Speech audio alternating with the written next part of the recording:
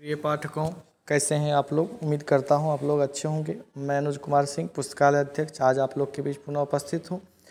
आज बात करेंगे डॉक्टर एनी बेसेंट के जीवन के संबंध में। डॉक्टर एनी बेसेंट अग्रणी आध्यात्मिक थियोसोफिस्ट, महिला अधिकारों की समर्थक, लेखक, वक्ता एवं भारत प्रेमी महिला थी। सन 1917 ईस्वी में वे भारतीय राष्ट्रीय कांग्रेस की अध्यक्षा भी बनी। डॉक्टर एनी बेसेंट से प्रेरणा पाकर भारत के कई समाज सेवकों को बल मिला। डॉक्टर एनी बेसेंट का जन्म लंदन शहर में 1847 ईस्वी में हुआ। इनके पिता अंग्रेज थे और इनकी माता एक आदर्श आयरिश महिला थी। डॉक्टर बेसेंट के ऊपर इनके माता पिता के धार्मिक विचारों का गहरा प्रभाव था। अपने पिता की मृत्यु के समय डॉक्टर बेसेंट मात्र 5 वर्ष की थी। पिता की मृत्यु के बाद धन अभाव के कारण इनकी माता इन्हें हैरो ले गई और वहां मिस मेरियट के संरक्षण में इन्होंने शिक्षा प्राप्त की। मिस मेरियट इन्हें अल्पायु में ही फ्रांस तथा जर्मनी ले गई तथा उन देशों की भाषा सीखी। 17 वर्ष की उम्र में अपनी मां के पास वापस आ गई। युवा अवस्था में इनका परिचय रेवरेंड फ्रैंक नामक एक युवा पादरी से हुआ और 1867 ईस्वी में उसी से एनी बेसेंट का विवाह भी हो गया। पति के विचारों से असमानता के कारण दाम्पत्य जीवन सुखमय नहीं रहा। संकुचित विचारों वाला पति असाधारण व्यक्तित्व संपन्न, स्वतंत्र विचारों वाली आत्मविश्वासी महिला के साथ नहीं रख सके। 1870 ईस्वी तक वे 2 बच्चों की मां बन चुकी थी। ईश्वर, बाइबिल और ईसाई धर्म पर से उनकी आस्था डिग गई। पादरी, पति और पत्नी का परस्पर निर्वाह कठिन हो गया और अंतोगत्वा 1874 ईस्वी में संबंध विच्छेद हो गया। तलाक के पश्चात एनी बेसेंट को गंभीर आर्थिक संकट का सामना करना पड़ा और उन्हें स्वतंत्र विचार संबंधी लेख लिखकर धनोपार्जन करना पड़ा। डॉक्टर बेसेंट इसी समय चार्ल्स ब्रेटला के संपर्क में आई। अब वह संदेहवादी के स्थान पर ईश्वरवादी हो गई। कानून की सहायता से उनके पति दोनों बच्चों को प्राप्त करने में सफल हो गए।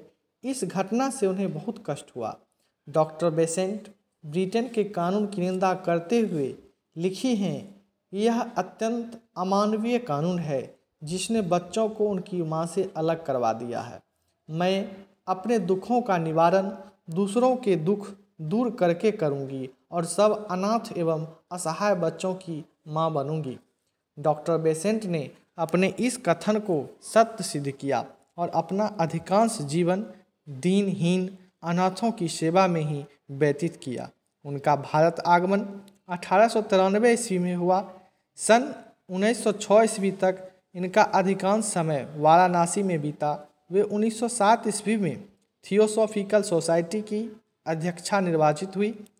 उन्होंने भारत को थियोसॉफी की गतिविधियों का केंद्र बनाया। उन्होंने पाश्चात्य भौतिकवादी सभ्यता की कड़ी आलोचना करते हुए प्राचीन हिंदू सभ्यता को श्रेष्ठ सिद्ध किया। धार्मिक, शैक्षणिक, सामाजिक एवं राजनीतिक क्षेत्र में उन्होंने राष्ट्रीय पुनर्जागरण का कार्य प्रारंभ किया। भारत के लिए राजनीतिक स्वतंत्रता आवश्यक है। इस उद्देश्य की प्राप्ति के लिए उन्होंने होम रूल आंदोलन संगठित करके उसका नेतृत्व किया। 20 सितंबर 1933 को वे ब्रह्मलीन हो गई। आजीवन वाराणसी को ही हृदय से अपना घर मानने वाली बेसेंट की अस्थियां वाराणसी लाई गई और शांति कुंज से निकले एक विशाल जनसमूह ने उन उपदेशों को ससम्मान सुरसरी को समर्पित कर दिया। अब इसी संदर्भ में डॉक्टर एनी बेसेंट के विचार को भी जानना बहुत आवश्यक है। डॉक्टर बेसेंट के जीवन का मूल मंत्र था कर्म। वह जिस सिद्धांत पर विश्वास करती थी वह था कर्म। उसे अपने जीवन में उतार कर उपदेश देती वे भारत को अपनी मातृभूमि समझती थी। वे जन्म से आयरिश, विवाह से अंग्रेज तथा भारत को अपना लेने के कारण भारतीय थी। तिलक, जिन्ना एवं महात्मा गांधी आदि ने उनके व्यक्तित्व की प्रशंसा की। वे भारत की स्वतंत्रता के नाम पर अपनी बलिदान करने को सदैव तत्पर रहती थी।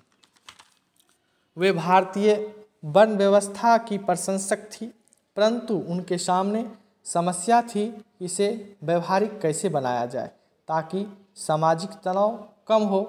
उनकी मान्यता थी कि शिक्षा का समुचित प्रबंध होना चाहिए, शिक्षा में धार्मिक शिक्षा का समावेश हो। ऐसी शिक्षा देने के लिए उन्होंने 1898 ईस्वी में वाराणसी में सेंट्रल हिंदू स्कूल की स्थापना की थी। सामाजिक बुराइयों जैसे बाल विवाह, जाति व्यवस्था, विधवा विवाह, विदेश यात्रा आदि को दूर करने के लिए उन्होंने ब्रदर्स ऑफ सर्विस नामक संस्था का संगठन किया।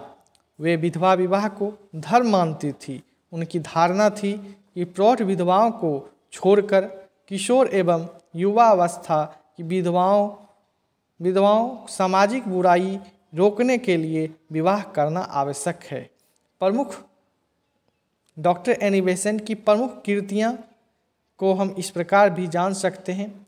प्रतिभा संपन्न लेखिका और स्वतंत्र विचारक होने के नाते श्रीमती एनी बेसेंट ने थियोसॉफी, ब्रह्म विद्या पर करीब 220 पुस्तकों और लेखों की बाट लगा दी थी। उन्होंने केवल एक साल के अंदर 1895 ईस्वी में 16 पुस्तकें और अनेक पंपलेट प्रकाशित किए जो 900 पृष्ठों से भी अधिक थे। एनी बेसेंट ने भागवत गीता का अंग्रेजी में अनुवाद किया। उनके प्रसिद्ध ग्रंथ निम्नलिखित हैं: death and after theosophical manual, कर्म थियोसॉफिकल मैनुअल जो कर्म व्यवस्था का सुंदर चित्रण है। इस प्रकार कुल मिलाकर डॉक्टर एनी बेसेंट ने करीबन 505 ग्रंथों और लेखों की मलिका। डॉक्टर एनी बेसेंट ने how India wrote for freedom 1915 ईस्वी में भारत को अपना मातृभूमि बतलाई है। अतः हम कह सकते हैं कि डॉक्टर एनी बेसेंट अग्रणी आध्यात्मिक थियोसोफिस्ट, महिला अधिकारों की समर्थक, लेखक, वक्ता एवं भारत प्रेमी महिला थी। धन्यवाद।